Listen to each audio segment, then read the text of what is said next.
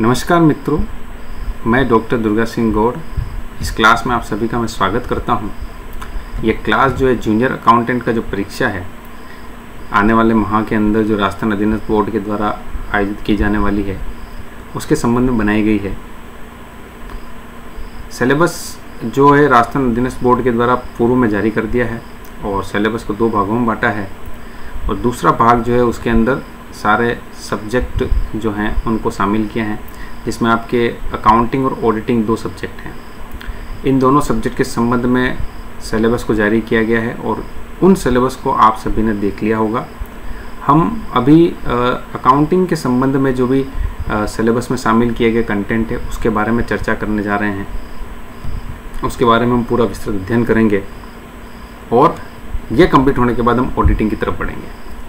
तो कुल मिलाकर आपको पता ही है कि दोनों ही सब्जेक्ट्स के कुल 50 क्वेश्चन हमारे पूछे जाएंगे और हमें पूरी कोशिश करनी है कि इन 50 में से लगभग 45 से 48 क्वेश्चन आपके सही हो जाएं। और उसके लिए मैं पूर्ण रूप से आपके साथ जुड़ा हुआ हूं और आपके जो प्रयास हैं उनके साथ हम लगे हुए हैं और हम आपको उतना अच्छा मैटर आपको उपलब्ध करवाएंगे। और साथ ही कुछ प्रैक्टिस के लिए मल्टीपल चॉइस क्वेश्चन हमने कंटेंट में शामिल किए हैं, उनकी हम आपको प्रैक्टिस कराएंगे। तो निश्चित ही तौर पर आपकी मेहनत और हमारे द्वारा प्रदान की गई सामग्री और जो क्वेश्चंस है उनके साथ अगर हम वर्क करेंगे तो निश्चित ही आप इस कंपटीशन में पार्टिसिपेट बहुत अच्छे तरीके से कर पाओगे और सिलेक्शन भी निश्चित तौर पे आपका तय है, होना ही है। तो आइए हम शुरुआत करते हैं अकाउंटिंग से। अकाउंटिंग के बारे में जो हम आज इस क्लास में शामिल करेंगे वो क्या क्या कंटेंट हम इसमें शामिल करने वाले हैं उसके बारे में बात करते हैं। इस क्लास के अंदर हम अकाउंटिंग की बेसिक बातों को शामिल करना चाह रहे हैं। जैसे देखिए आप यहाँ पर हमने सिर्फ अकाउंटिंग के मीनिंग, नेचर, फंक्शन, उसकी यूटिलिटी, यूजफुलनेस और ब्रांच ऑफ अकाउंटिंग या टाइप्स ऑफ अकाउंटिंग के बारे में ही इस वीडियो को हम बनाएंगे। उसके इस कंटेंट्स के संबंधित हम सारी जानकारी आपको उपलब्ध करवाएंगे और इस कंटेंट के संबंधित जो भी मल्टीपल चॉइस क्वेश्चन बन सकते हैं या बने हैं अभी तक विभिन्न प्रकार के एग्जाम्स में, उसकी हम चर्चा करेंगे। तो बच्चों शुरुआत करते हैं हम लेखांकन के अर्थ से। लेखांकन के बारे में जो है कहीं ना कहीं आपने, जो कॉमर्स के बच्चे हैं वो तो सुनते ही हैं, पर जो नॉन कॉमर्स के स्टूडेंट्स हैं वो भी कहीं ना कहीं इस वर्ड को सुना होगा, इसके बारे में कुछ जानकारी वो रखते होंगे, परंतु कुछ जानकारी हमारे लिए पर्याप्त नहीं है। हमें चाहे वो कॉमर्स का स्टूडेंट हो चाहे वो नॉन कॉमर्स का स्टूडेंट हो, उन दोनों को यदि इस कंपटीशन में पार्टिसिपेट करना है और अच्छे अंक लाने हैं और साथ ही सिलेक्शन लेना है तो उसे जो कि एक स्पेसिफिक डेफिनेशन होती है और जहाँ से क्वेश्चन बन सकता है, जहाँ से क्वेश्चन बनता है, वो डेफिनेशन वो आपको आनी चाहिए।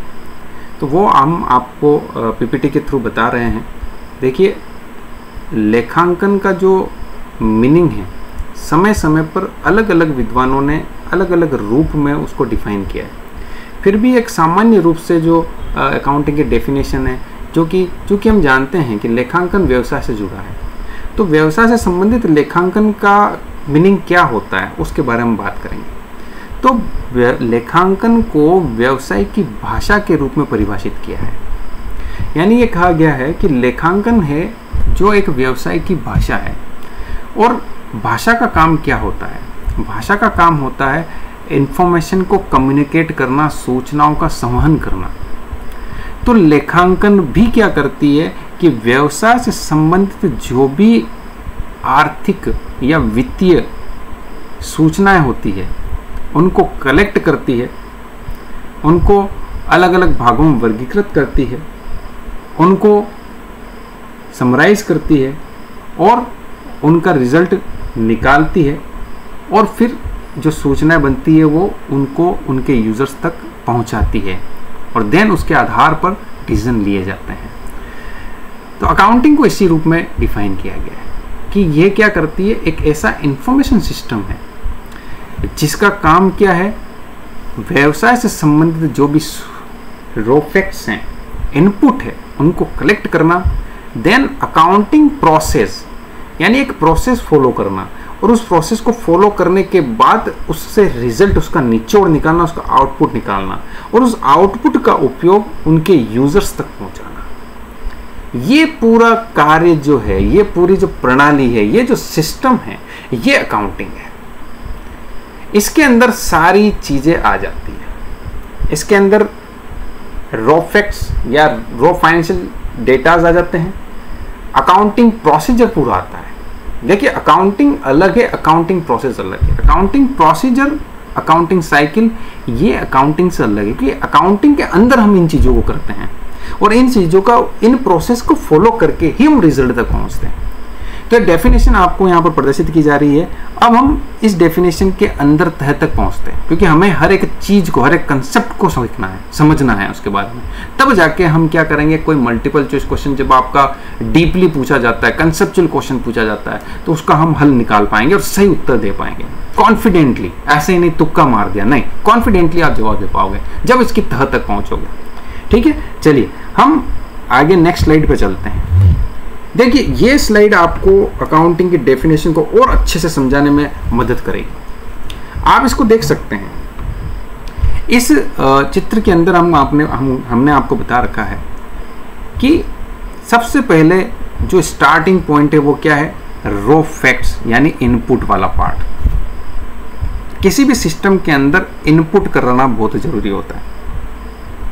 अब यहां पर इनपुट किस चीज का होगा, चूंकि हम लेखांकन जो है किससे जुड़ा है, व्यवसाय से जुड़ा है, तो हम यहाँ जो बात करेंगे किसकी बात करेंगे, व्यवसाय की। यानी व्यवसाय से संबंधित जो भी आर्थिक घटनाएं हैं, ये देखिए आप यहाँ पर मैंने एक पॉइंट लिख रखा है, आर्थिक घटनाएं।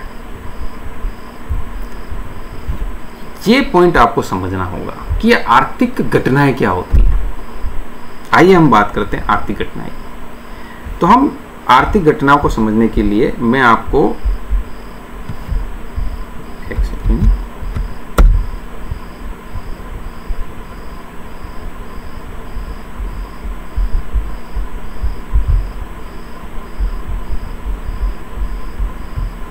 ये आपको वर्ड का पॉइंट दिख रहा होगा।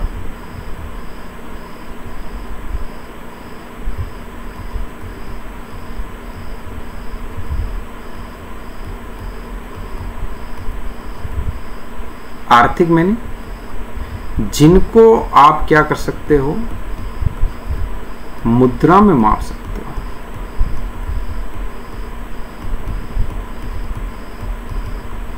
सबसे ज्यादा इंपॉर्टेंट क्या है, अकाउंटिंग की जो फर्स्ट प्रायोरिटी है, जो कि स्टार्टिंग होती है आंकड़ों से, और आंकड़े कौन से होने चाहिए, पहला मुद्रा में मापे जा सकते हो, और दूसरा इसका जो पॉइंट हो क्या आता है, आपके व्यवसाय से संबंधित होने चाहिए।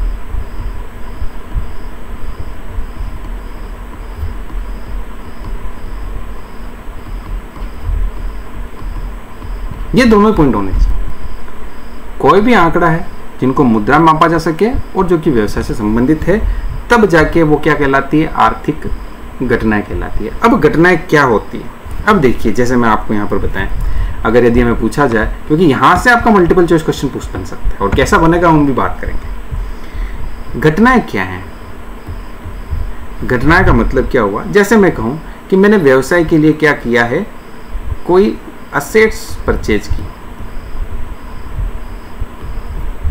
असेट्स क्या होती है, व्यवसाय से संबंधित। संपत्तियां क्या होती है, संपत्तियां वैसे हम टर्मिनोलॉजी में जाएंगे तो इसका पूरा एक स्वरूप है, परंतु सामान्य भाषा में अगर मैं बोलूं तो संपत्तियां क्या होती है, जो व्यवसाय को चलाने के लिए प्रयोग में ली जाती है और जिसके आधार पर हम क्या कर सकते हैं, प्रॉफिट कमा सकते हैं, रेवेन्यू जनरेट की जाती है। अब वो रेवेन्यू जनरेट यदि 1 वर्ष से अधिक के लिए होती तो वो संपत्तियां हमारे लिए क्या बनती है, फिक्स्ड एसेट्स बनती है, और जो कि वो 1 वर्ष से कम के लिए रेवेन्यू जनरेट करके देती है तो वो हमारे लिए करंट एसेट का रूप होती है। तो हमें अभी उस पॉइंट में हम नहीं जा रहे हैं, मेन पॉइंट जब फिक्स्ड एसेट्स की बात आएगी तो हम डिस्कशन करेंगे उसके बारे में, परंतु अभी एसेट्स हमने अगर कोई खरीदी है बिजनेस के लिए, तो जब आप एसेट्स खरीदते हो तो हम एसेट जब खरीदेंगे तो एसेट्स खरीदने के लिए हमें क्या करना होगा, मार्केट से जब हम एसेट खरीदेंगे तो हमें पैसे भुगतान करने पड़ेंगे, भुगतान करना पड़ेगा इसके लिए। भुगतान इसे करेंगे हम मार्केट में, जो जिनसे हमने खरीदी उसके लिए भुगतान किया जाएगा। तो हम कहेंगे कि क्या हुआ है, एक लेन देन हुआ है। किसका हुआ है? असेट्स का लेन देन हुआ है। असेट्स आई है ना हमारे बिजनेस के अंदर, जिसके लिए हमने भुगतान किया है। तो ये क्या हुई? एक प्रकार से एक घटना है कि व्यवसाय के अंदर संपत्तियों को हमने खरीदा। अब हम जैसे कहें कि 10,000 रुपये की कोई संपत्ति खरीदी, तो आप क्या कहोगे कि व्यवसाय के मालिक ने 10,000 रुपये मार्केट में दिए, तब जाके कोई संपत्ति आई। तो ये लेन देन हुआ, मुद्रा में भी व्यक्त है और दूसरा साथ ही क्या है, व्यवसाय से संबंधित भी है। तो ये लेन देन जो है, ये आपके लेन देन जो है आर्थिक घटनाओं के अंदर शामिल होते हैं। अब जो ये घटना है वो दो प्रकार से होती है। जैसे एक हम कहें बाहरी घटना, एक हम कहें आंतरिक घटना। अब ये जो मैंने कहा कि असेट्स हमने मार्केट से परचेज की, तो ये प्रकार की क्या हुआ है कि हमने यह भुगतान किसको किया है? किसी बाहरी व्यक्ति को किया है। तो ये जो घटना क्या कहलाती है? बाहरी घटना कहलाती है।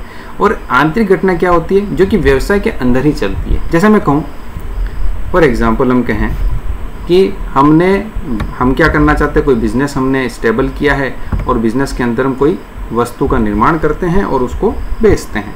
तो जब हम किसी वस्तु का निर्माण करते हैं तो उसके लिए हमें क्या चाहिए? रॉ मटेरियल चाहिए, कच्चा माल चाहिए। तो हमने कहा कि हमने क्या किया, मार्केट से कच्चा माल खरीदा।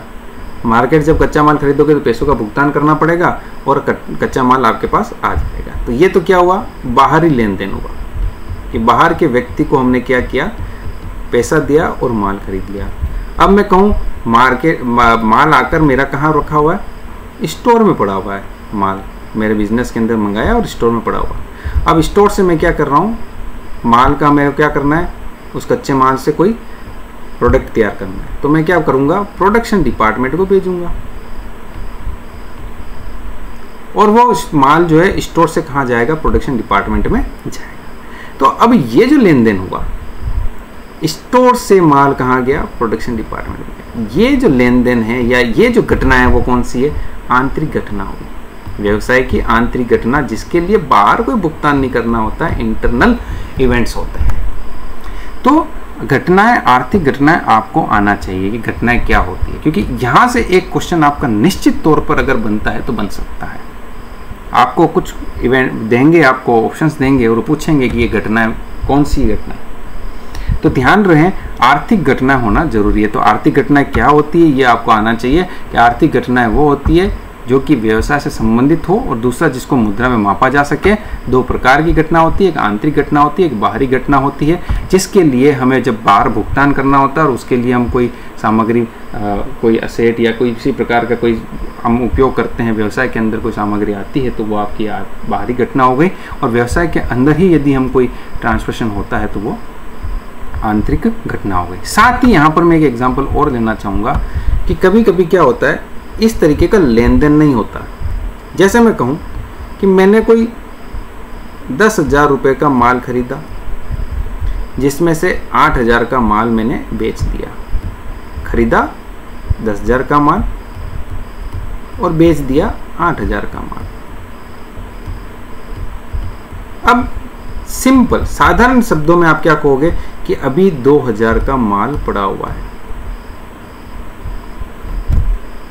10,000 की लागत का माल था और 8,000 रुपये में उसको बेच दिया। अभी हम कोई प्रॉफिट की बात नहीं कर रहे हैं, कोई किसी बात नहीं कर रहे, हम बेसिक बिल्कुल सिंपल साधारण शब्दों में बात करें कि मैंने 10,000 का कोई माल लिया था और उसे 8,000 में बेच दिया, तो अभी 2,000 का माल बचा हुआ है।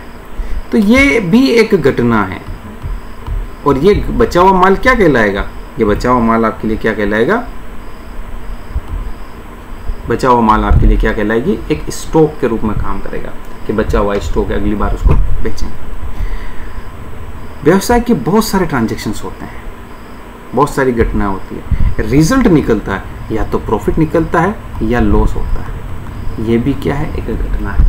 तो ये सारी क्या है? ये रिजल्टेंट एक्टिविटीज, ट्रांजैक्शंस हैं, इवेंट्स हैं। तो आपको यहाँ पर ये एक पॉइंट क्लियर होना चाहिए कि आर्थिक घटनाएं क्या होती है, जिनको मुद्रा मापा जा सकता है, व्यवसाय से संबंधित होता है, घटना इस प्रकार की होती है जहाँ पर लेन देन होना चाहिए, लेना भी चाहिए और देना भी चाहिए। आइए हम नेक्स्ट इसके अंदर हम वापिस प्रोसेस पे आते हैं। दूसरा जो पार्ट आता है, देखिए आप यहाँ पर देखेंगे आप लेखांकन प्रक्रिया।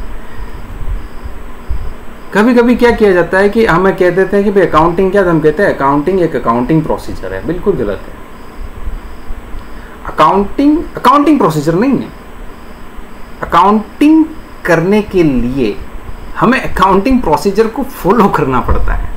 ये एक प्रोसेस है, दोनों सिमिलर नहीं होता। अकाउंटिंग प्रोसेस एक अकाउंटिंग का छोटा एक पार्ट है, एक मेजर पार्ट है, ठीक है। तो अकाउंटिंग प्रोसेस होती है जहां हम क्या करते हैं, जो भी आर्थिक घटना है उनको आइडेंटिफाई किया जाता है, जो कि हम नेक्स्ट स्लाइड में इसके अंदर देखेंगे। उसको क्लासिफाई करते हैं हम, उनको क्लासिफाई करने के बाद उनका समराइज करते हैं हम, समराइज करने के बाद उनका रिजल्ट आता है, रिजल्ट्स को हम क्या करते हैं, कम्युनिकेट करते हैं। तो ये क्या हुई, ये आपकी लेखा, ये जो कहते हो ना रॉ मटेरियल से, या कह सकते हो कि रॉ डेटाज है, रॉ डेटा से जो फाइनल मतलब जो आपका रिजल्ट आउटपुट है, रिजल्ट्स हैं, जो ये रिजल्ट निकलता है, ये जो प्रक्रिया है, ये प्रक्रिया की जो प्रक्रिया है वो लेखांकन प्रक्रिया कहलाती है, उसी के द्वारा निकाला जाता है। और देन उसके बाद आप कहाँ पहुँचते हैं, लेखांकन सूचना का संप्रेषण। ये रिजल्ट आ गया, ये आप कम्युनिकेट कर रहे हैं। और ये कम्युनिकेट किसको होता है, ये देखिए आप यहाँ पर निर्णायक, आंतरिक या बाहरी उपयोगकर्ता, देखिए डिसीजन मेकर। दूसरा क्वेश्चन यहाँ से भी बनता है कि ये जो आप सूचनाएं कम्युनिकेट कर रहे हो वो कौन है। वो दो प्रकार के यूज़र होते हैं, एक इंटरनल यूज़र होते हैं और एक्सटर्नल यूज़र होते हैं। इसके बारे में हम पूरी चर्चा करेंगे नेक्स्ट स्लाइड के अंतर्गत। परंतु एक बार आपका बेस क्लियर हो जाना चाहिए कि अकाउंटिंग में क्या होता है। तो अकाउंटिंग में क्या होता है, तो ये पूरा आपको यहाँ पर एक चित्र बता रखा है हमें, क्योंकि अकाउंटिंग एक व्यवसाय की भाषा है और भाषा का काम क्या होता है कि भाषा का काम होता है कम्युनिकेट करना, सूचनाओं का आदान प्रदान करना। और यहाँ पर जो सूचनाएं होगी वो कौन सी होगी, आर्थिक घटनाएं होगी। जो आर्थिक घटनाओं से संबंधित डाटा है उनको हमें लेना है, उस डाटा को हम प्रोसेस को फॉलो कराना है, यानी लेखांकन प्रक्रिया वहाँ पर पूरी होगी। और फिर जो रिजल्ट आएगा उसको हम क्या करेंगे, जो वो सूचना के रूप में वो रिजल्ट होगा, और वो सूचना जो है कहाँ पहुँचेगी, वो निर्णायक यानी कह सकते हो आप यूजर्स तक पहुँचेगी। ये जो पूरा कार्यक्रम है, ये पूरा जो पार्ट है वो लेखांकन है, ठीक है। और उसी सूचनाओं के आधार पर क्या किया जाता है, डिसीजन किया जाता है। जिस उद्देश्य के लिए सूचना चाहिए उस उद्देश्य से संबंधित निर्णय भी लिया जाता है। तो ये सब, ये पूरा जो है अकाउंटिंग है। चलिए नेक्स्ट हम बात करें, ये देखिए आप प्रोसेस। अब यहाँ पर हम सिर्फ प्रोसेस की बात करेंगे, अकाउंटिंग की प्रोसेस क्या है। तो आप इसको देख सकते हैं, अकाउंटिंग प्रोसेस को देख सकते हैं।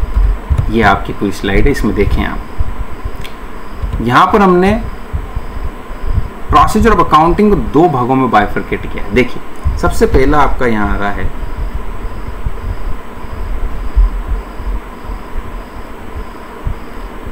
जनरेटिंग फाइनेंशियल इंफॉर्मेशन, और दूसरा यूजिंग द फाइनेंशियल इंफॉर्मेशन। देखो फाइनेंशियल वर्ड यूज किया हुआ है, हम यही बात कर रहे हैं, आर्थिक घटना, यानी जो सूचनाएं होगी पहले तो उसको जनरेट करना और देन उसके बाद उसका यूज करना। जनरेट कहाँ से होगी, तो जनरेट करने के लिए क्या प्रोसीजर है। देखो सबसे पहले बात की गई है रिकॉर्डिंग की। हमें सबसे पहले जो भी वित्तीय घटनाएं हैं, जो लेन देन हैं, उनकी रिकॉर्डिंग करनी होगी। अब रिकॉर्डिंग कहाँ होती है ये हम डिटेल में पढ़ेंगे। अभी आपको हल्का सा मैं आपको बता देता हूँ, जो रिकॉर्डिंग होती है वो जर्नल के अंदर होती है। सबसे पहले हम व्यवहारों को कहाँ लिखते हैं, जर्नल के अंदर लिखेंगे, प्रारंभिक बहियों में लिखेंगे। देन उसके बाद हम क्या करते हैं, उसको क्लासिफिकेशन करते हैं। क्यों की जाती है क्लासिफिकेशन, वो सारी चर्चाएं हम करेंगे बाद में, क्योंकि वो एक अलग चैप्टर है। अभी हम बिल्कुल बेसिक बात करेंगे कि क्लासिफाई किया जाता है, सेम नेचर के जो व्यवहार हैं उनको एक जगह रखा जाता है। और वहाँ पर हम जैसे क्लासिफाइंग करते हैं तो वो बात आती है किसकी, लेजर की। पूरा चैप्टर है इसका। और यहाँ पर हम पोस्टिंग की बात भी करते हैं कि लेजर के साथ पोस्टिंग भी की जाती है। फिर जब बात आती है समराइजिंग की, समराइजिंग का मतलब ये रिजल्ट की बात करता है। यहाँ पर हम बात करेंगे फाइनल अकाउंट की, और ये पूरा एक चैप्टर हमें पढ़ना है फाइनल अकाउंट की बात की जाती है। तो यहाँ ये फर्स्ट स्टेप के अंतर्गत हम रिकॉर्डिंग करेंगे, क्लासिफाइंग करेंगे और समराइजिंग करेंगे। किनकी? ध्यान रहे, आर्थिक घटनाओं। उसके बाद यूजिंग द फाइनेंशियल इंफॉर्मेशन में क्या आता है? देखिए यहाँ बात करता है किसकी? एनालाइजिंग। एनालाइजिंग का मतलब क्या हुआ? रिजल्ट्स आपके पास आ गए, आप उसको एनालिसिस कर रहे हैं। एनालिसिस किसका? कारण और परिणाम का। ये परिणाम प्राप्त हुए तो क्या कारण थे, वो पूरा अलग ही चैप्टर है इसका। फिर इंटरप्रिटेशन। इंटरप्रिटेशन का मतलब उसका परिणाम तो ये रहे, परंतु उस परिणामों का अर्थ क्या निकलता है, निर्वचन क्या होता है। मैं कहता हूँ कंपनी के प्रॉफिट है एक साल के 20,000 है, दूसरे साल के 40,000 है, इसका अर्थ क्या निकलता है? क्या एक वर्ष से दूसरे वर्ष में प्रॉफिट बढ़े हैं? तो ये निर्वचन, इंटरप्रिटेशन हो। तो सूचनाओं से निष्कर्ष निकाला जाता है इंटरप्रिटेशन क्या है, और देन उन सूचनाओं का क्या किया जाता है? कम्युनिकेशन किया जाता है, यानी कि उसके उपयोगकर्ता के पास पहुंचाया जाता है। तो ये पूरा जो प्रोसेस हमने फॉलो किया है वो क्या कहलाता है? प्रोसीजर ऑफ अकाउंटिंग कहलाती है। ओके, अब देखिए यहां नीचे ही हमने आइडेंटिफिकेशन ऑफ ट्रांजैक्शन के बारे में बताएगी। ये देखिए आप यहाँ पर और अकाउंटिंग को जैसे एक सिस्टम की तरह समझ सकते हैं। देखिए यहाँ सब पहले क्या किया है? इनपुट किया है साहब, फिर देखो ये प्रोसेस हुआ है और ये देखो आउटपुट निकला है। ये पूरा सिस्टम है। आगे बात समझ में? तो अकाउंटिंग क्या एक सिस्टम है जिसमें क्या करते हैं? इनपुट करते हैं, प्रोसेस करते हैं और रिजल्ट निकलता है। देखिए अब इनपुट किसका हो रहा है? देखिए आप, identification of economic events and transaction measures in financial terms. बिल्कुल वही बात जो मैंने आपको पिछले इसकी स्लाइड्स के अंदर समझाई थी। आर्थिक घटनाएं हैं, बस उन आर्थिक घटनाओं को हमें क्या करना है? जो डेटा है उसको इनपुट करिए, बस आप उसको रिकॉर्ड करिए, उसको क्लासिफाई करिए, उसको समराइज करिए। देखिए नेक्स्ट आपका पार्ट देखो यही कह रहा है अकाउंटिंग साइकिल के अंदर कि recording of transaction in the books of original entry, जो कि हम बात कर चुके हैं। फर्स्ट आपको क्या करना है? एक प्रोसेस को फॉलो करने के लिए पहली स्टेप जो है रिकॉर्डिंग करनी होगी उस ट्रांजैक्शंस की ओरिजिनल एंट्री में। फिर आपका जो दूसरा पार्ट है यस पोस्टिंग टू लेजर, ये काम करना है आप करें, लेजर में पोस्ट करें, रिजल्ट निकलेंगे। और ये आपका नेक्स्ट पार्ट ट्रायल बैलेंस बनाना, और उसके आधार पर हम क्या करते हैं? प्रिपरेशन ऑफ फाइनेंशियल स्टेटमेंट बना लेते हैं। ये आपके फाइनल अकाउंट बन गए। तो ये अकाउंटिंग साइकिल है, accounting procedure, accounting cycle and accounting. ये आपको समझना होगा, क्योंकि जब क्वेश्चन मल्टीपल चॉइस आता है तो पिन पॉइंट क्वेश्चन पूछा जाता है ना, अंतर है इनमें। फिर जो मेन पार्ट वापस लास्ट बताया, आउटपुट की बात करते हैं हम। आउटपुट का मतलब communicate information to the user. देखिए यहाँ इंपॉर्टेंट चीज है, यहाँ से एक क्वेश्चन बनेगा आपका कि यूजर्स कौन से होते हैं? दो प्रकार के यूजर होते हैं, एक इंटरनल यूजर होता है, एक एक्सटर्नल यूजर होता है। इंटरनल यूजर क्या हुए? देखो समझे, व्यवसाय के आंतरिक उपयोगकर्ता क्या होंगे? जो व्यवसाय के इंटरनल इन्वायरमेंट में काम करते हैं। जब भी कोई कार्य जो भी फंक्शनिंग है वो एक्सटर्नल, यानी कि जहां पर उस व्यवसाय से बाहर की बात आती है। बाहर इन द सेंस जो इन्वायरमेंट है उसका, बिजनेस का, जहां जो बिजनेस किया जाता है उसके बाहर, पार्टीज बाहर की है, व्यवसाय के अंदर की नहीं। तो अब वो कौन सी होगी? जो व्यवसाय के बाहर की होगी। जैसे अब यहां पर देखो एग्जांपल दिए, इन्वेस्टर। इन्वेस्टर कौन होते हैं? जो व्यवसाय के अंदर पैसा लगाते हैं, है ना। तो इक्विटी शेयर होल्डर्स हो गए, वो क्या है? पैसा लगाते हैं कंपनी के अंदर। फिर आपका लेंडर्स, जो कंपनी को लोन देते हैं, व्यवसाय को लोन देते हैं, बैंक हो गए। सप्लायर्स, जो सप्लाई करते हैं किसकी? माल की सप्लाई करते हैं। गवर्नमेंट एजेंसीज, गवर्नमेंट्स जो होती है वो सारी एक्सटर्नल एजेंसी होती है, जिसका व्यवसाय का इनके ऊपर कोई कंट्रोल नहीं होता। कस्टमर्स, जो व्यवसाय के बाहर के होते हैं, जो कि व्यवसाय के जो वातावरण है, जो इन्वायरमेंट है उसके अंदर काम नहीं करते, वो सब बाहर के होते हैं, जिनका व्यवसाय का इनके ऊपर कोई कंट्रोल नहीं होता है, ये स्वतंत्र होते हैं। और दूसरा होता है आपके इंटरनल यूजर्स, जो देखिए यहाँ पर एग्जांपल दिया हुआ है, बोर्ड ऑफ डायरेक्टर जिनका बिल्कुल व्यवसाय का कंट्रोल होता है, पार्टनर जो कि व्यवसाय को चलाते हैं, जो साथ में शामिल हुए हैं, आप मैनेजर्स देखिए, मैनेजर जो कि नियुक्त किए जाते हैं, और जो ऑफिसर्स हैं ये बिल्कुल व्यवसाय के मैनेजमेंट से जुड़े हुए होते हैं, जो व्यवसाय के मैनेजमेंट करते हैं साहब, ये व्यवसाय को चलाते हैं और ये व्यवसाय को चलाने के लिए सहायता करते हैं बाहर से।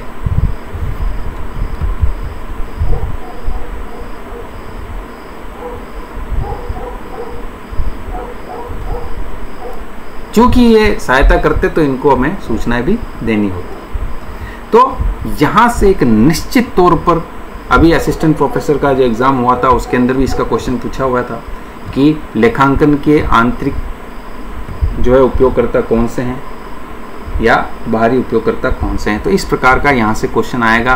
तो आपको मैं पिन पॉइंट कर रहा हूँ कि ये पॉइंट बहुत ज़्यादा इंपॉर्टेंट है कि यहाँ से एक क्वेश्चन उठ सकता है। तो आपको पढ़ना होगा इंटरनल यूज़र कौन होते हैं, एक्सटर्नल यूज़र भी होते हैं। बिल्कुल साधारण सा, इंटरनल यूज़र वो होते हैं जो व्यवसाय के आंतरिक वातावरण में कार्य करते हैं, जो व्यवसाय का उनके ऊपर कंट्रोल होता है।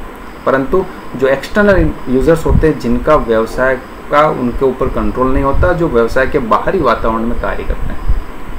ठीक है, तो ये आपको आना चाहिए। तो अब आपको और क्लियर हुआ होगा कि अकाउंटिंग क्या है। तो इस चार्ट को देखकर आपको पता चल रहा होगा कि अकाउंटिंग में क्या होता है। सिर्फ 3 कार्य होते हैं। देखो, इनपुट हुआ, ये हुआ अकाउंटिंग साइकिल, और देन आउटपुट। इनपुट किसका होगा, आर्थिक घटनाओं का होगा। फिर ये पूरी ये प्रोसीजर हम फॉलो कर रहे हैं, और जो रिजल्ट निकल रहा है उस रिजल्ट को क्या कर रहे हैं, उनके उपयोगकर्ता तक पहुंचा रहा है, ताकि वो क्या कर सके, डिसीजन ले सके। क्लियर है? क्लियर होना चाहिए। अगर क्लियर नहीं हो तो बिल्कुल जब आपके सामने ये वीडियोस आएगा तब आप उसको मेरे को नोट करके भेजें, मैं उनको क्लियर करूँगा, कोई दिक्कत नहीं। नेक्स्ट स्लाइड पे हम चलें। ये देखो अकाउंटिंग साइकिल का पूरा बता रखा है। इसके अंदर वही जो हम पिछला जो चार्ट हमने देखा है उसी का हमने इसको थोड़ा और रिडिफाइन किया है। यहाँ पर सबसे पहला काम यही है अकाउंटिंग साइकिल में कि भाई हमें क्या करना है, सूचनाओं का आइडेंटिफाई करना है। क्या आइडेंटिफाई करोगे कि आइडेंटिफाई यहाँ क्या होगा कि सूचना तो बहुत सारी होती है व्यवसाय की, परंतु हम उन्हीं सूचना के बारे में बात करेंगे जिनको किस में कर सके। यहाँ इंपॉर्टेंट क्या है, मनी, जिनका आर्थिक घटना हो। आर्थिक घटना कौन सी होगी, जिनको मनी में मेजर किया जा सके। फिर उनको क्या करना होता है, फर्स्ट आपका जनरल में रिकॉर्ड करना होता है, फिर हम उसको पोस्टिंग करेंगे। फिर पोस्टिंग करने के बाद ट्रायल बैलेंस बनता है, और एडजस्टमेंट एंट्री ये हम पढ़ेंगे धीरे धीरे करके, क्योंकि ये अभी तो स्टार्टिंग फेज है। तो यहाँ पर अभी आपको एडजस्टमेंट एंट्री बताने का कोई तुक नहीं रहता, क्योंकि इसका पूरा एक चैप्टर है, वहाँ हम बात करेंगे।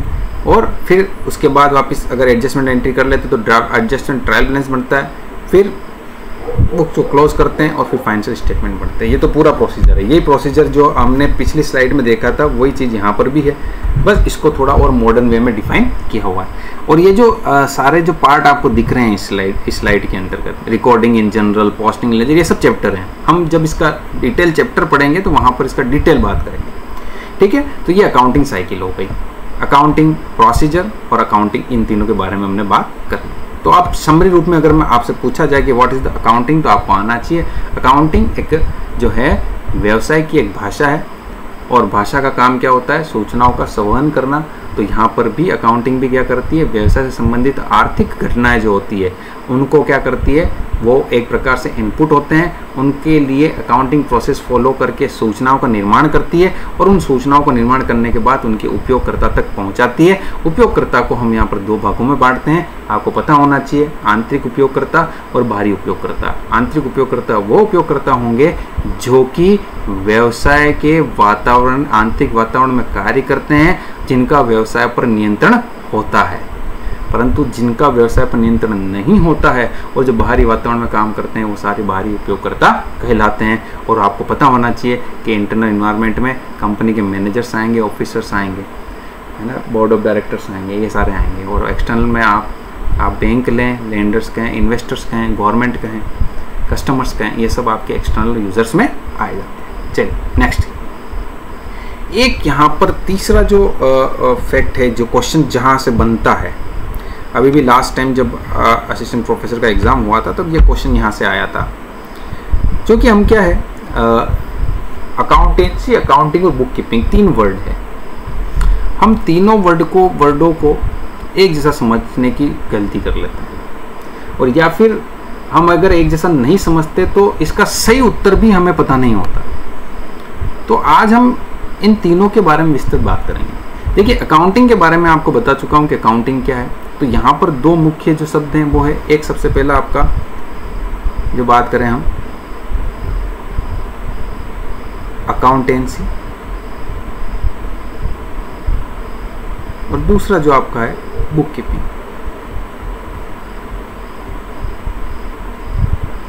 देखो, मेरा यहाँ पर चार्ट बनाने का भी यही उद्देश्य है कि आपको पता होना चाहिए कि इनका एरिया क्या है। क्योंकि पिछली बार जब क्वेश्चन आया था एग्जाम के अंदर तो क्वेश्चन ऐसे ही आया था, आपको क्या किया, ऐसे गोले बना दिए, ये ऐसा गोला बना दिया, और फिर पूछ लिया कि भाई अकाउंटेंसी और बुक कीपिंग में किस प्रकार का संबंध है। ऐसे गोले बना दिया अलग अलग, इसमें किसी में ऐसे बना दिया, किसी में ऐसा बना दिया, और किसी में ऐसा बना दिया, और फिर आपको पूछा गया कि भाई बताइए उत्तर। तो अब देखिए, इसमें बहुत इजी क्वेश्चन है, बट जब हम इसको कंसेप्चुअल नहीं देखते हैं तो इसको गलत करके आते हैं। तो देखिए, सबसे पहले हम बात करें बुक कीपिंग की। इन तीनों में सबसे छोटा जो है वो क्या है, जिसका स्कोप छोटा है, वो क्या है, बुक कीपिंग है। बुक कीपिंग जिसे हिंदी में कहते हैं पुस्तपालन। पुस्तपालन जो है वो क्या होता है, मैं आपको पिछली स्लाइड में लेके जाता हूँ, ये वाली स्लाइड में बात करूँगा। तो ये जो आप रिकॉर्डिंग और क्लासिफाइंग करते हैं अकाउंटिंग प्रोसेस के अंदर, ये जो दोनों कार्य करते हो आप, रिकॉर्डिंग द ट्रांजैक्शंस। रिकॉर्डिंग कहाँ करते हो, बिल्कुल यहाँ लिखा हुआ है, देखिए आप नीचे इसमें। रिकॉर्डिंग जो होती है कहाँ होती है, ओरिजिनल एंट्री जर्नल के अंदर होती है। और पोस्टिंग ऑफ लेजर, ये कार्य जो करते हो आप, ये कार्य जो आता है वो किसके अंदर आता है, बुक कीपिंग के अंदर आता है। ये बुक कीपिंग का पार्ट है। यानी कि बुक कीपिंग का पार्ट की जो स्कोप है वो क्या होता है, छोटा होता है। फिर उसके बाद जो अकाउंटिंग आपकी मैंने बात करी ली है ना, कि अकाउंटिंग का पार्ट बुक कीपिंग से अधिक होता है। जहाँ एंड होती है बुक कीपिंग, वहीं से अकाउंटिंग स्टार्ट होती है। और एंड कहाँ होती है, समराइजिंग से स्टार्ट हो जाता है काम। भाई यहाँ पे क्लासीफाई करने के बाद बात खत्म हो जाती है बुक कीपिंग की। फिर उसके बाद क्या स्टार्ट होती है, आपकी समराइजिंग स्टार्ट होती है। समराइजिंग के अंदर अकाउंटिंग स्टार्ट हो जाती है। और फिर देखो उसका ऊपर दिया हुआ है अकाउंटेंसी। अकाउंटेंसी सबसे ज़्यादा वाइड है। अकाउंटेंसी क्या है, अकाउंटेंसी एक बहुत बड़ा शास्त्र है जिसके अंतर्गत सिद्धांत है, नियम है। इन सिद्धांतों, इन नियमों का जब हम अध्ययन करते हैं, इन प्रक्रियाओं को, विधियों का जो हम अध्ययन करते हैं, जब हम इसका अध्ययन कर चुके होते हैं तब जाके हम क्या करना सीखते हैं, अकाउंटिंग करना सीखते हैं। यदि ये सिद्धांत नहीं बने होते, ये नियम नहीं बने होते, ये विधियां नहीं बनी होती, ये प्रक्रिया नहीं बनी होती, तो हम अकाउंटिंग करना सीख ही नहीं पाते। तो लेखा शास्त्र क्या है, लेखा शास्त्र बड़ा सबसे ज़्यादा विस्तृत एरिया है जहाँ पर अकाउंटिंग कैसे की जाए, अकाउंटिंग कैसे करनी है, उसको सीखा जाता है, वो अकाउंटेंसी होती है। तो इनका रिलेशन आपको आना चाहिए कि सबसे बड़ा जो होता है वो क्या होती है, अकाउंटेंसी होती है। उसके अंदर अकाउंटेंसी के द्वारा हम अकाउंटिंग करना सीखते हैं, और अकाउंटिंग का एक छोटा सा पार्ट क्या है, बुक कीपिंग है। तो यहाँ पर जो रिलेशन जो था वो इस प्रकार का रिलेशन था, और ये सही उत्तर होता। यदि हम इसको ढंग से समझ लें और कर ले तो ये आपका उत्तर सही हो जाता है। तो आपको ऐसी पॉइंट को कवर करना है, इसीलिए यहाँ पर जो आपकी क्लासेस ली जा रही है वो मैं इसी पैटर्न पे ले रहा हूँ कि हर एक पॉइंट से क्वेश्चन कहाँ से बन सकता है, कैसे पिक होता है क्वेश्चन, वो भी आप साथ के साथ सीखें, ताकि आपकी अंडरस्टैंडिंग जो है वो बढ़ती जाए। ओके, तो यहाँ पर आपने क्या सीखा, अकाउंटेंसी, अकाउंटिंग और बुक कीपिंग, इन तीनों के बीच में कैसा रिलेशनशिप होता है। अकाउंटेंसी जहाँ पर सिद्धांतों की बात की जाएगी, नियमों की बात की जाएगी, विधियों की बात की जाती है, प्रक्रियाओं की बात की जाती है। इन सबका उपयोग करके आप क्या करते हो, सीखते हो अकाउंटिंग करना। और बुक कीपिंग जो होता है वो पार्ट होता है, बिल्कुल छोटा सा, अकाउंटिंग का एक छोटा सा पार्ट है, जिसके अंदर हम क्या करते हैं, सिर्फ और सिर्फ जो भी आपके इकोनॉमिक इवेंट्स है, यानी जो आर्थिक घटना है, उनकी रिकॉर्डिंग एंड क्लासिफाइंग करते हैं। ओके, चलिए नेक्स्ट टॉपिक जो है आपका किसका है, लेखांकन की प्रकृति से संबंधित है। नेचर ऑफ अकाउंटिंग क्या है, देखिए ये बिल्कुल हम सिलेबस के पिन पॉइंट की बात कर रहे हैं, बिल्कुल पिन पॉइंट चलेंगे। नेचर ऑफ अकाउंटिंग क्या, नेचर ऑफ अकाउंटिंग मतलब अकाउंटिंग का किस किस रूप में बताया गया है। देखो सबसे पहले तो हमने बोल ही दिया कि लेखांकन जो है व्यवसाय से संबंधित होता है। व्यवसाय के रूप में लेखांकन को क्या बोला है, एक भाषा बोला है, एक लैंग्वेज है। बिल्कुल क्लियर, ये आपके क्लियर हो जानी चाहिए बात, क्योंकि इसकी डेफिनेशन ही यहीं से स्टार्ट होती है कि ये लेखांकन व्यवसाय से संबंधित होता है, और व्यवसाय से संबंधित में इसको क्या बताया, एक भाषा बताया, लैंग्वेज बताया। और लैंग्वेज का काम क्या होता है, सूचनाओं का संवहन करना। दूसरा, लेखांकन एक पेशा है, प्रोफेशन। पेशे का मतलब क्या है, प्रोफेशन।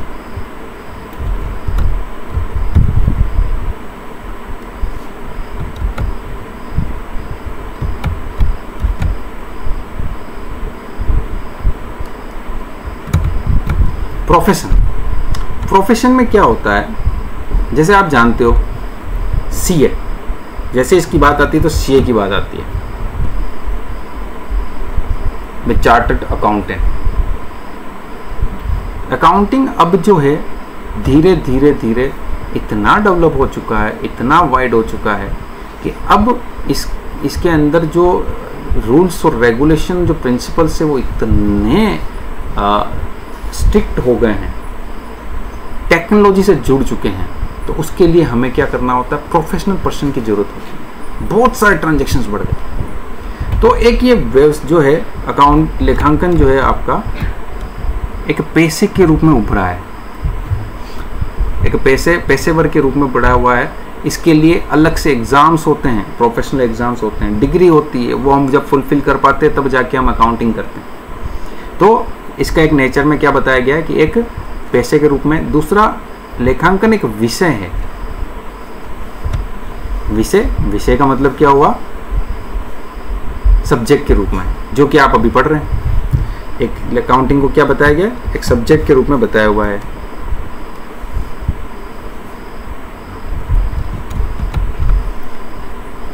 जिसके अंतर्गत, जैसे अब आपका सिलेबस है, अब सिलेबस के अंदर क्या किया, अकाउंटिंग के कंटेंट शामिल किए। तो एक विषय के रूप में इसको डेवलप किया है, एक विषय बन चुका है, जिसका अध्ययन हम विभिन्न कक्षाओं के अंदर करते हैं, और तब जाके हम अकाउंटिंग करना सीखते हैं। लेखांकन एक सामाजिक शक्ति के रूप में डेवलप हुआ है। देखिए, सामाजिक शक्ति के रूप में कैसे डेवलप हुआ, उसके बारे में आपको समझना चाहिए। शुरू में जब लेखांकन अकाउंटिंग आया था, मैं आपको इसकी हिस्ट्री के बारे में थोड़ा सा अवगत कराता हूँ। हम बात करें 4000 ईस्वी पूर्व की बात करें तो बेबीलोनिया और इजिप्ट के अंतर्गत क्या होता था, अकाउंटिंग शुरुआत में की जाती थी। कैसे की जाती थी, जो भी मजदूरी का भुगतान किया जाता था और करों के भुगतान के संबंध में हम एक लेन देनों के संबंध में लेखांकन किया जाता था। फिर धीरे धीरे अकाउंटिंग डेवलप हुआ। लुकास पेशोली आया, 1494 में डबल एंट्री सिस्टम डेवलप किया। वो सारा धीरे धीरे डेवलप करके आज इतना विस्तृत रूप आ गया इसका कि अकाउंटिंग एक जो बताया एक पेशे के रूप में डेवलप हो चुका है। स्टार्टिंग में जब अकाउंटिंग की जाती थी तो उसका मुख्य उद्देश्य क्या हुआ करता था, असेट्स स्टुवर्डशिप अकाउंटिंग के रूप में इसको यूज करते थे। मतलब असेट्स की सुरक्षा करना, कि इसकी अकाउंटिंग करेंगे तो हमें हिसाब किताब सही रहेगा, संपत्तियां बची रहेगी, नहीं तो क्या हो जाएगी, खराब हो जाएगी। तो उसकी सुरक्षा के लिए अकाउंटिंग की जाती। परंतु अब धीरे धीरे चूंकि हम कहते हैं कि बिजनेस बढ़ रहा है, वाइड एरिया हो गया बिजनेस का, तो पैसा खुद का ही नहीं लगाकर लोगों से भी लिया जाता है, बाहर के लोगों से लिया जाता है। तो मतलब हमने अभी दो यूजर्स देखे, एक्सटर्नल यूजर, इंटरनल यूजर। दूसरों लोग जो बाहर के लोग हैं, जो इन्वेस्टर्स हैं, उनका भी पैसा बिजनेस में लगा रहता है और उनकी सुरक्षा करना हमारा कर्तव्य है। एक व्यवसाय का कर्तव्य होता है कि उनके पैसों की सुरक्षा की जाए, सही चीज कस्टमर तक पहुंचाई जाए। बहुत जो है कह सकते हो कि अभी जो इन्वायरमेंट जिस तरीके का चल रहा है, हालांकि मैं दो कुछ वर्ड यूज़ कर सकता हूँ आपके लिए, कार्बन अकाउंटिंग, इस तरीके की अकाउंटिंग अब डेवलप हो चुकी है। तो मतलब इन्वायरमेंटल इश्यूज से संबंधित अकाउंटिंग होने लग गई है, जो कि एक सामाजिक जो है लेखांकन के रूप में भी डेवलप हो चुकी है अकाउंटिंग। जिम्मेदारियां बढ़ गई है, रिस्पॉन्सिबिलिटी बढ़ गई है कि आपको अकाउंटेंट जो है वो सही सूचना प्रदान करेगा, तब जाके आप सही जगह पैसा लगाओगे, नहीं तो आपका पैसा डूब सकता है। तो एक सामाजिक शक्ति के रूप में अकाउंटिंग जो है डेवलप हुआ है। फिर ये जो है आप इनको बिल्कुल नोट कर लें, ये आपके नेचर के रूप में पूछ सकते हैं कि भाई आपके ABCD क्वेश्चन पूछेगा, नेचर ऑफ अकाउंटिंग कौन इनमें से कौन सा नहीं है, या 3 ऑप्शन दे के भाई इनमें से कौन सा है। दूसरा, जब हम बात करें फंक्शन ऑफ अकाउंटिंग की, तो आप यहाँ देख सकते हो कि भाई अकाउंटिंग का क्या फंक्शन है। जब यदि आपने प्रोसेस को ढंग से समझ लिया तो फंक्शन भी आपका क्लियर हो जाएगा। सबसे पहले ही काम इसका क्या होता है, पूर्ण एवं नियमित लेखे लिखना। अकाउंटिंग के थ्रू हम क्या कहते हैं, अकाउंटिंग के थ्रू क्या होता है, आपने देखा, इसकी प्रोसेस देखी। सबसे पहले हमने कहा कि आर्थिक घटनाओं का क्या करता है, आइडेंटिफिकेशन करता है, रिकॉर्डिंग करना है, क्लासिफाइंग करना, और ये सब करने के बाद फाइनल रिजल्ट निकालना है। फाइनल रिजल्ट किस रूप में आते हैं, फाइनल रिजल्ट आते हैं, आपके परिणाम जो आते हैं वो फाइनल अकाउंट के रूप में आते हैं। ठीक है, तो ये पूर्ण नियमित लेखे रखना। व्यवसाय के विभिन्न पक्षकारों को वित्तीय परिणाम की सूचना प्रदान करना, बिल्कुल फाइनेंशियल इंफॉर्मेशन बिल्कुल ये प्रोवाइड करेगा। ये दूसरा इसका कार्य है, वित्तीय परिणामों की सूचना विभिन्न पक्षकारों को। हमने पक्षकार देखे, इंटरनल यूजर्स भी देखे, एक्सटर्नल यूजर्स भी देखे। व्यवसाय की संपत्ति की सुरक्षा करना, बिल्कुल ये तो परम कार्य है ही, क्योंकि शुरुआत ही लेखांकन की क्या हुई थी, संपत्ति की सुरक्षा करने से। अगर हम संपत्तियों के संबंध में लेखांकन प्रॉपर रखेंगे तो उनकी सुरक्षा होगी, अन्यथा उनका मिसयूज होगा। प्रबंधकों को सहायता करना, बिल्कुल प्रबंधक जो होते हैं एक प्रकार के इंटरनल यूजर ही होते हैं, और उनको डिसीजन लेने के लिए अकाउंटिंग की जरूरत होती है। कंपनी को प्रॉफिट हो रहा है या नहीं हो रहा है, उसके अगर उसको जानकारी नहीं होगी तो आगे फर्दर फ्यूचर में डिसीजन भी नहीं ले पाएगा। तो प्रबंधक को सहायता करेगा प्रबंधन के अंदर, डिसीजन मेकिंग के अंदर। ट्रस्टी का कार्य करना, कंपनी के जो फंड्स होते हैं, कॉरपोरेशंस होते हैं, उनके फंड होते हैं, उनके फंड की सुरक्षा करना भी कर्तव्य होता है। तो वो एक ट्रस्टी के रूप में कार्य करता है। अकाउंटेंट का काम होता है, अकाउंटेंट बिल्कुल निष्पक्ष व्यक्ति होता है, जो कि व्यवसाय के संपत्तियों की सुरक्षा के साथ साथ उनके कोषों की सुरक्षा भी करता है, एक ट्रस्टी के रूप में कार्य करता है। फिर नेक्स्ट जो इसका है लेखांकन के कार्य में, वैधानिक आवश्यकताओं को पूरा करना। देखिए वैधानिक आवश्यकता कौन सी, जब भी हम अकाउंटिंग की बात करेंगे, व्यवसाय की बात करेंगे, कंपनी की बात करेंगे, तो कंपनीज एक्ट आएगा। दूसरा आपका IT act, income tax act आएगा, और विभिन्न प्रकार के जो इन्वायरमेंटल से संबंधित एक्ट है वो भी आएंगे, कंज्यूमर प्रोटेक्शन एक्ट, बहुत से एक्ट्स आते हैं। तो उन ये जब यदि हम अकाउंटिंग करेंगे तो हमारे पास सारी सूचना अवेलेबल होगी। तो कहीं ना कहीं लेखांकन लेखा करने से कंपनी की वैधानिक आवश्यकता भी है वो भी पूरी होती है। तो एक प्रकार से अकाउंटिंग के क्या क्या कार्य हो सकते हैं वो आपको आने चाहिए कि पूर्ण नियमित लेखा रखने का काम आ सकता है। बस सब कुछ इजी हो जाएगा जब यदि आप इसकी डेफिनेशन को ढंग से पढ़ लोगे। दूसरा, हम क्या करते हैं, वित्तीय परिणामों को उनके यूजर्स तक पहुंचाते हैं, बिल्कुल वही कार्य करना है। फिर संपत्तियों की रक्षा करनी है, बिल्कुल करनी है। प्रबंधकों में सहायता पहुंचानी है, बिल्कुल पहुंचाती है। बिना उसके लेखांकन के वो डिसीजन ही नहीं ले पाएंगे। आप ट्रस्टी के रूप में कार्य करते हैं और वैधानिक आवश्यकता आपकी पूर्ण करता है अकाउंटिंग। जब आप अकाउंटिंग करते हो तो companies act, income tax act और भी दूसरे एक्ट जो होते हैं उनकी जो भी आवश्यकताएं होती है उनको फुलफिल हो ऑटोमेटिक लेखांकन रखने से हो जाती है। फिर लेखांकन की उपयोगिता जो आपका नेक्स्ट पॉइंट है। नेक्स्ट पॉइंट क्या है आपका, लेखांकन की उपयोगिता, यूजफुलनेस। जैसे कार्य वर्क देखेंगे आप, वर्क के आधार पर आपकी इसकी इंपॉर्टेंस भी डेवलप होगी। क्या सबसे पहले ऐसे बता रखा है, व्यवसाय के प्रबंध में सहायक। बिल्कुल बिना प्रबंध लेखांकन के ढंग से प्रबंधन नहीं किया जाएगा, डिसीजन मेकिंग नहीं हो पाएगी, डिसीजन मैनेजर नहीं ले पाएगा। प्लानिंग में, निर्णय में, कंट्रोलिंग में, हर जगह लेखांकन का उपयोग, लेखांकन जो होगा वो अगर रखने से सही तरीके से आपका प्रॉपर मैनेजमेंट हो पाएगा। यहाँ पर पूर्ण एवं नियमित लेखे प्रदान करता है। बिल्कुल अकाउंटिंग रखने पर हमें ये चीज़ें आसानी से मिल जाती है। ये चीज़ें आसानी मिल जाती है तो हम जानते हैं कि हम अच्छे से डिसीजन मेकिंग कर सकते हैं। लाभ या हानि के विषय में जानकारी, जब अपन प्रॉपर अकाउंटिंग रखेंगे, नियमित लेखा रखेंगे तो हमें व्यवसाय से संबंधित जो भी परिणाम होंगे, व्यवसाय हम कर रहे हैं, हमें लाभ हो रही है हानि, उसकी सूचना हमें मिलती रहेगी। हमें वित्तीय स्थिति की पता चल जाएगा, फाइनेंशियल पोजीशन, ये तो प्रॉफिट एंड लॉस पता चलेगा, या फाइनेंशियल पोजीशन के बारे में पता चलेगा, हमारी क्या लाइबिलिटीज़ हैं, क्या संपत्तियाँ हैं। बाद में बात करेंगे लाइबिलिटी क्या होती है, एसेट्स क्या होती है। तुलनात्मक अध्ययन करने में सहायता प्रदान करता है। तुलनात्मक अध्ययन का मतलब यहाँ पर ये हो गया कि हम व्यवसाय कर रहे हैं, कई सालों से कर रहे हैं, 2 साल से, 5 साल से, 10 साल से, तो हम कंटिन्यूसली उससे कंपेयर कर सकते हैं कि हम प्लस में जा रहे हैं या माइनस में जा रहे हैं। दूसरा, हमारे जैसी संस्था है, हम उस संस्था से भी कंपेयर कर सकते हैं। यदि हम अकाउंटिंग रखेंगे तो हम उससे कंपेयर कर पाएंगे कि हम उससे ज़्यादा प्रॉफिट कमा रहे हैं या नहीं कमा रहे हैं, हमारा मार्केट शेयर कम हुआ है, बढ़ा है, किस तरीके का हुआ है। तो तुलनात्मक अध्ययन में भी सहायता प्रदान करता है। करों के दायित्व का निर्धारण में सहायक, बिल्कुल अकाउंटिंग के बिना हम टैक्स को डिटरमाइन भी नहीं कर पाएंगे। सही टैक्स का डिटरमिनेशन कब होगा? जब अकाउंटिंग करेंगे, हम अपनी सूचनाएं देंगे इनकम टैक्स ऑफिसर को कि भाई ये है, सीए को सूचना देंगे, तब जाके वो रिटर्न फाइल करेगा, हमारी टैक्स निकालेगा और टैक्स निकाल के जमा कराएगा। जब हम अकाउंटिंग नहीं करेंगे तो हम कैसे करेंगे? कानूनी मामलों का प्रमाण, बिल्कुल अकाउंटिंग जो होता है वो एक अकाउंटिंग की क्वालिटी होती है। अकाउंटिंग जो है क्वालिटी क्या होती है कि वो वेरीफाइबल होता है, सत्य मतलब वहाँ से सूचना वेरीफाई होती है, क्योंकि कोई भी ट्रांजैक्शन हम जब रिकॉर्ड करते हैं तो बिना लिखित प्रमाण के नहीं करते। तो जहाँ पर भी कानूनी लड़ाई होगी तो लिखित प्रमाण हमारे पास होता है, तो उसके आधार पर कानूनी मामलों में भी एक प्रमाण के रूप में कार्य करता है। जब भी व्यवसाय को बेचना होगा तो सामने वाला यदि खरीदेगा तो वो उसके अकाउंट्स देखेगा। कंपनीज एक्ट के अंदर ऐसे प्रावधान है कि हम ऐसे बिजनेस को बेच भी नहीं सकते, उसके लिए अकाउंटिंग होना जरूरी है। बहुत सी जटिलता है, बहुत सी लीगली प्रोसेसर है, तो बिना अकाउंटिंग रखे आप व्यवसाय को बेच भी नहीं पाओगे। तो व्यवसाय को बेचने में भी सहायता प्रदान करता है।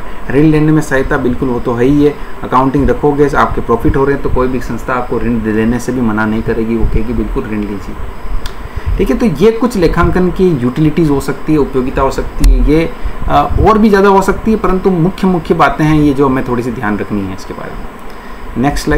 नेक्स्ट स्लाइड में हम ब्रांचेज ऑफ अकाउंटिंग की बात करते हैं। ब्रांचेज ऑफ अकाउंटिंग यहाँ पर क्वेश्चन पूछा जाता है। ये क्वेश्चन भी यहाँ से आता है कि इंपॉर्टेंट क्वेश्चन आप नोट कर लीजिए कि एक ब्रांचेज ऑफ अकाउंटिंग से क्वेश्चन पूछते हैं। आपको 3 तो ब्रांच बता देंगे और चौथी ब्रांच नहीं बताएंगे, चौथी अलग होगी।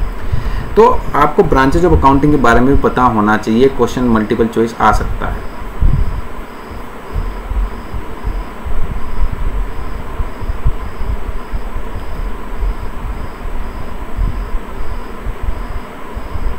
सबसे पहला वित्तीय लेखांकन, दूसरा लागत लेखांकन, तीसरा प्रबंध लेखांकन, चौथा सोशल रिस्पॉन्सिबिलिटी सामाजिक उत्तरदायित्व लेखांकन और पांचवा मानव संसाधन लेखांकन। अब इनके बारे में मैं ब्रीफ बता देता हूँ।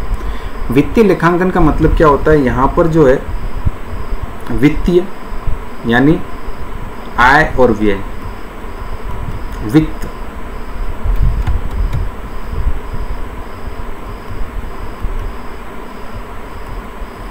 लाभ हानि की बात की जाती है, वित्तीय स्थिति की बात की जाती है, तो वो वित्तीय लेखांकन होता है। जहां पर क्या बात की जाएगी? व्यवसाय से संबंधित जो भी आय हैं व्यय हैं उसकी बात की जाएगी, उनके आधार पर लाभ और हानि के बारे में बात की जाएगी और वित्तीय स्थिति की बात की जाएगी। तो उस संबंध में जो भी लेखा जोखा रखा जाता है वो वित्तीय लेखांकन का क्षेत्र कहलाता है। दूसरा जो हम बात करें लागत, जहाँ पर किसकी बात की जाएगी? वस्तु या सेवा के लागत की बात की जाएगी। लागत का मतलब भाई वस्तु और सेवा को बनाने के लिए जो भी खर्चे होते हैं उनको डिटरमाइन करने का काम जो होता है वो लागत लेखांकन का स्कोप होता है। फिर आती प्रबंध लेखांकन, जहाँ पर हम किसकी बात करते हैं? जहाँ हम डिसीजन मेकिंग की बात करते हैं, निर्णय की बात करते हैं। यहाँ पर जो सूचना हमें प्राप्त हुई है उन सूचनाओं को इस प्रकार से प्रेजेंट किया जाता है मैनेजर्स के सामने ताकि वो इजीली डिसीजन ले सके। तो वो जो उसका प्रबंध लेखांकन का क्षेत्र होता है। फिर है सामाजिक उत्तरदायित्व लेखांकन। सामाजिक उत्तरदायित्व लेखांकन में क्या होता है?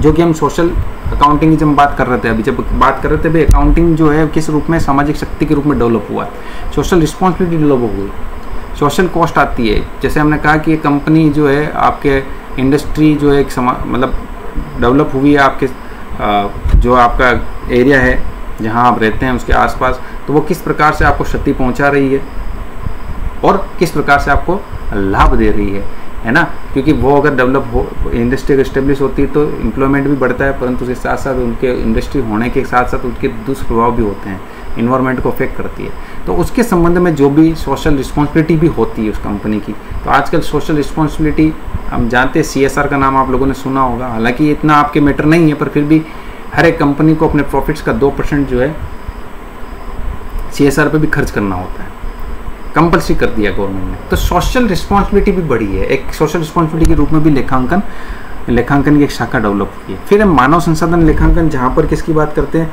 ह्यूमन रिसोर्स की बात करते हैं। ह्यूमन रिसोर्स का मतलब सीधा सा क्या हो गया, जो एम्प्लॉइज़ हैं, है ना, एम्प्लॉइज़ जो हैं, क्योंकि असेट्स, ये भी एक असेट्स होती है, बिना एम्प्लॉय के, अगर बिना अच्छे एम्प्लॉय के कंपनी ग्रोथ भी नहीं कर सकती। तो उन एम्प्लॉयज़ के संबंध में किस तरीके से अकाउंटिंग करनी है, क्योंकि एम्प्लॉयज़ की जो वैल्यू होती है उसको मेज़र नहीं कर सकते आप, है ना। और अकाउंटिंग क्या बात करती है, जिनको मुद्रा मापा जा सकता है, तो इनको कैसे मेज़र किया जाए और उसकी अकाउंटिंग कैसे की जाए, वो सारा स्कोप जो है किसका है, मानव संसाधन लेखांकन का स्कोप है।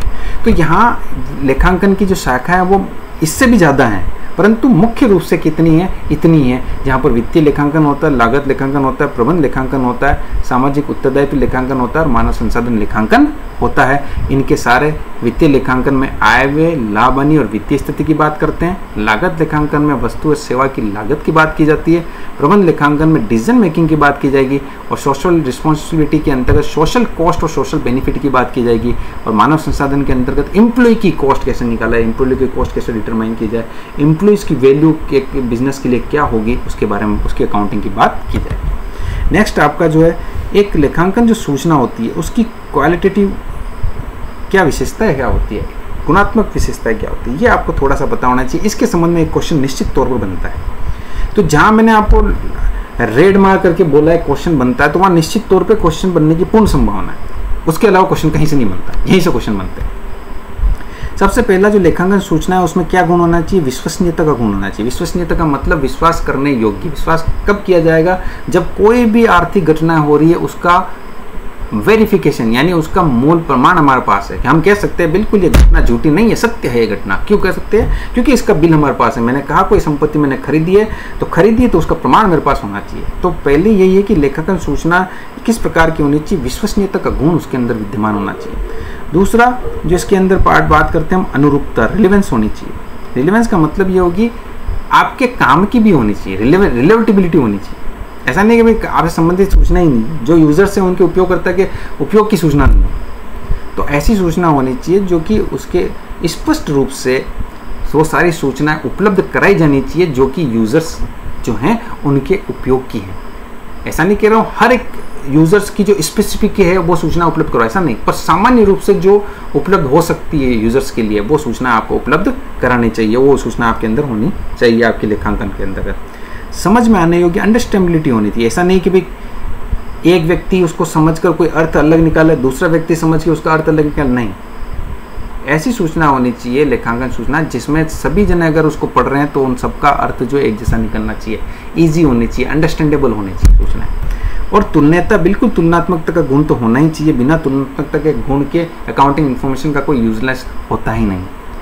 क्योंकि यदि हम कंपनी, अगर हम कोई कंपनी हम व्यवसाय कर रहे हैं, 5 साल से काम कर रहे हैं, यदि हम उनके डेटा को, उनकी अकाउंटिंग इन्फॉर्मेशन को कंपेयर ही नहीं कर सक रहे, क्योंकि इस प्रकार की सूचना ही डेवलप नहीं की है, बनाई ही नहीं है हमने, रिजल्ट ही नहीं ऐसा है, तो वो हमारे लिए काम की नहीं है। तो तुलनात्मकता होनी चाहिए, यानी कि जब आप कंपनी की जो सूचना है, लेखांकन सूचना है, उनको इस साल जिस तरीके से रखी अगले साल भी उसी तरीके से हमें मेंटेन करना चाहिए। दूसरी कंपनी के साथ भी अगर हम कंपेयर करें तो सूचना उस तरीके की होनी चाहिए जो सामान्य रूप से एक्सेप्टेबल हो।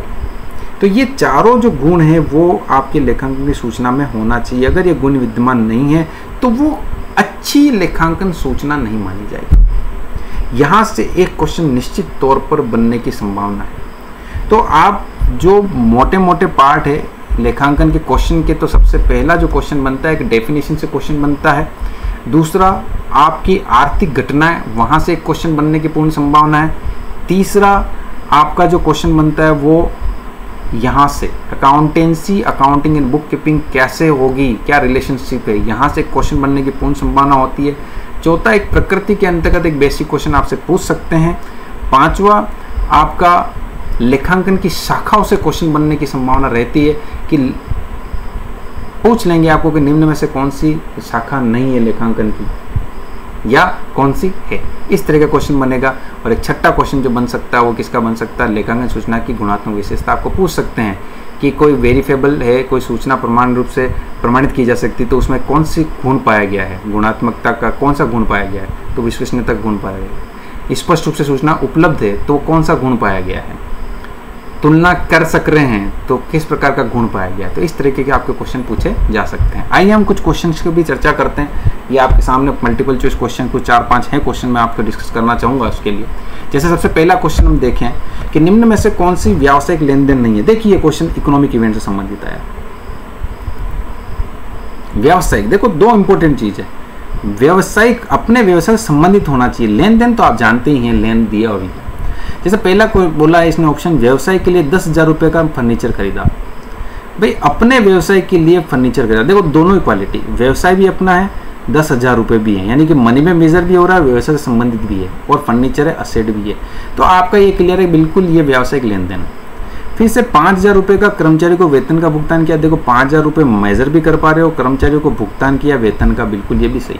भाई कर्मचारी हमारे व्यवसाय से संबंधित है और उनको हमने क्या किया, 5,000 का भुगतान किया है, तो मनी में मेजर भी हो रहा है और साथ का साथ कर्मचारियों को वेतन दिया है, तो यानी कि ये एक व्यावसायिक ट्रांजेक्शन भी है। तो ये भी आपका व्यावसायिक लेन देन है। अपने निजी बैंक खाते से, देखो समझे, अपने निजी, व्यवसायी ने क्या किया, अपने निजी बैंक खाते से 20,000 रुपये अपने बेटे की फीस का भुगतान किया। अब देखिए ये क्या सीधी सी बात की, निजी यानी व्यवसाय का तो बात ही नहीं है यहाँ पर। भाई अपने निजी बैंक खाते से 20,000 रुपये अपने बेटे की फीस का भुगतान किया, तो किया होगा उसने। व्यवसाय से अगर पैसा लेता तो बात अलग रहती, परंतु ये तो निजी बैंक खाते से, और बच्चा भी क्या उसका निजी है, उसका भुगतान किया फीस का, तो ये आपका जो है न तो व्यवसाय से संबंधित है, ये व्यवसाय से संबंधित आपका नहीं है। हाँ, हालांकि जो आपका ट्रांजैक्शन है वो मनी मेजर तो किया जा सकता है, परंतु आपके व्यवसाय से संबंधित नहीं है। तो ये भी आप ध्यान रखें कि ये जो है आपका सही उत्तर जो होगा यही होगा। आगे जाने ऑप्शन पढ़ने की जरूरत ही नहीं है क्योंकि यहाँ से क्लियर हो जाता है। फिर भी हम आगे बढ़ रहे हैं कि 20,000 रुपये व्यवसाय में से बेटे की फीस का भुगतान किया। देखिए अब 20,000 रुपये है, मनी मेजर हो रहा है, साथ ही साथ व्यवसाय संबंधित है, इसलिए ये तो व्यावसायिक घटना है। तो इसमें से व्यावसायिक घटना कौन सी नहीं है, आप बिल्कुल सी ऑप्शन यानी घ जो है वो का उत्तर होगा। अपने निजी बैंक खाते से, अपना निजी बैंक खाता उसका खुद का है, बेटे की फीस का भुगतान किया वो निजी है, तो वो आपके व्यावसायिक लेन देन का पार्ट नहीं होता है। ठीक है, दूसरा क्वेश्चन देखो, व्यावसायिक लेन देन संबंधित क्वेश्चन आया। दीप्ति अपने व्यवसाय के लिए एक भवन खरीदना चाहती है, इस निर्णय से संबंधित उपयुक्त आंकड़े कौन से। अब देखिए संबंधित उपयुक्त आंकड़े कौन से, अपने व्यवसाय के, व्यवसाय अपना है और एक भवन खरीदना चाहती है, तो उससे संबंधित क्या सूचना हो सकती है, तो हम कहेंगे उससे संबंधित क्या इंपॉर्टेंट चीज हो सकती है कि भाई उसको व्यवसाय से संबंधित कोई चीज होनी चाहिए। जैसे पहला ऑप्शन इसने बोला, इसी प्रकार के व्यवसाय ने वर्ष 2000 में 1 लाख रुपए का भवन खरीदा। अब देखो जो व्यवसाय दीप्ति खरीदना चाहती है उसी के संबंध में बोला है कि इसी प्रकार के व्यवसाय ने वर्ष 2000 में 1 लाख रुपए का भवन खरीदा, यानी यही एक ऐसी इंफॉर्मेशन सीधी दिख रही है, यही एक ऐसी इंफॉर्मेशन हो सकती है जो कि अपने काम की हो सकती है, क्योंकि व्यवसाय भी इसी प्रकार का है, दूसरा पैसा भी इसने बता रखा है। अब दूसरी सूचना हम पढ़ेंगे बट इरिलेवेंट होगी, देखो कैसे। अब 2003 की भवन की लागत का विवरण, अब इसका क्या लेना देना, व्यवसाय संबंधित ही नहीं है। 1958 में की भवन की लागत का विवरण, अब इसमें तो अमाउंट ही नहीं दे रखा है। फिर इसी प्रकार के भवन की, अब देखो इसी प्रकार के भवन की अगस्त 2005 में लागत 25 लाख रुपए। अब आप देखो चारों पॉइंट्स को आपस में डिस्कस करें, अपन डिस्कस करते हैं। तो अब देखो दोनों पॉइंट ये वाले ख और स, ये तो क्लियर कट खत्म हो गया क्योंकि यहाँ पर कोई मॉनेटरी ट्रांजेक्शन ही नहीं है, क्लियर। दूसरा, अब आप फर्स्ट और फोर्थ में देखें, फर्स्ट क्या बोला, ये इंपॉर्टेंट लाइन है, इसी प्रकार के व्यवसाय के ने वर्ष 2000 में 1 लाख रुपए का भवन खरीदा। ये देखो घटना घट चुकी है, इसका आपके पास क्या होगी, प्रमाण भी हो, है ना। और एक ये इसी प्रकार के भवन की अगस्त 2005 में लागत कितनी है, 25 लाख है, लागत तो होगी 25 लाख रुपए, इसका क्या प्रूफ है। तो हम कहेंगे कि सबसे ज़्यादा इंपॉर्टेंट, या कह सकते हो सबसे ज़्यादा आप कह सकते हो कि भाई मेरे लिए रिलेवेंट इन्फॉर्मेशन कौन सी होगी, इसी प्रकार के भवन में वर्ष 2000 में 1 लाख रुपए का भवन खरीद चुके हैं, उसका हमारे पास सूचना भी होगी, तो ये ज़्यादा मेरे लिए रिलेवेंट होगी। नेक्स्ट आइए, एक सूचना प्रक्रिया के रूप में लेखांकन का अंतिम चरण कौन सा? देखो अब ये आपका सीधा सा क्वेश्चन आ गया, आपके बिल्कुल डेफिनेशन छूटा हुआ क्वेश्चन। एक सूचना प्रक्रिया के रूप में लेखांकन का अंतिम चरण कौन सा होगा? इंफॉर्मेशन सिस्टम की बात की, क्या होगा भाई? लेखा पुस्तकों में आंकड़ों का लेखा, ये तो पहला होता है ना। वित्तीय विवरणों के रूप में संक्षिप्तीकरण, बिल्कुल। समराइजिंग का पार्ट होता है, बिल्कुल। सूचना का संप्रेषण, बिल्कुल। सूचना का विश्लेषण है उसकी व्याख्या करना। अब यहाँ पर आपका सबसे लास्ट वाला पार्ट क्या होगा? देखिए आप इसकी प्रोसेस में चलते हैं, आप देखें आप ये देखिए आउटपुट क्या हो रहा है? Communicate information to the user, communicate information to the user. ये वाला पार्ट जो है आपका आउटपुट जो वाला पार्ट है, ये सबसे अंतिम चरण कहलाता है। तो आप इस क्वेश्चन का सीधा जवाब इसका क्या आएगा, क्या कहोगे आप? जो इंपॉर्टेंट जो आंसर है वो क्या है? सूचना का संप्रेषण होना, communicate the information to the user. जब लेखांक, नेक्स्ट क्वेश्चन, जब आपने उसको ढंग से पढ़ा है तो आप इसका क्लिक आंसर दे दोगे। जब लेखांकन सूचना को स्पष्ट रूप से प्रस्तुत कर दिया जाए, देखो समझें, सूचना को स्पष्ट रूप से प्रस्तुत कर दिया, स्पष्ट रूप से हमने प्रेजेंट कर दिया सूचना को, तो लेखांकन सूचना की कौन सी, देखो ये आ गया गुणात्मक विशेषता से संबंधित क्वेश्चन। बिल्कुल ये पूछा जाता है एग्जाम क्वेश्चन, गुणात्मक विशेषता से संबंधित क्वेश्चन पूछा जाता है कि यदि हमने लेखांकन सूचना को स्पष्ट रूप से प्रदर्शित कर दिया। स्पष्ट रूप से प्रदर्शित करने का मतलब क्या हो गया? क्या तुलनीयता है, विश्वसनीयता है, सुबोधता है, प्रासंगिकता है? तो हम कहेंगे कि भाई स्पष्ट रूप से प्रेजेंट कर देने का मतलब हो गया रिलेवेंट है, रिलेवेंस है, प्रासंगिकता पाई गई है उसके अंदर। नेक्स्ट, मापने की सामान्य इकाई एवं प्रतिवेदन का साधारण प्रारूप प्रोत्साहित करता है। अब देखो मापने की सामान्य इकाई, अब कौन सी क्वालिटी ऐसी होगी लेखांकन अकाउंटिंग इंफॉर्मेशन में जो कि मापने की सामान्य इकाई को फॉलो करती है? यानी कि इस बार जो आपने यूनिट यूज़ की, अगली बार भी वही कर रहे हो और अगली बार भी वही करोगे, ताकि आप क्या कर सको, आपस में तुलना कर सको। तो मतलब आपके ऑप्शंस की तरफ, मतलब कह सकते हो चारों ऑप्शन करने की जरूरत ही नहीं रहती। जब आपको कंसेप्ट क्लियर है तो सीधा आप बोलोगे तुल्यता की बात कर रहा है। अब नेक्स्ट छठा क्वेश्चन, अब देखो ये किससे संबंधित आ रहा है? लेखांकन सूचनाओं के आंतरिक उपयोगकर्ता है। ये लीजिए साहब,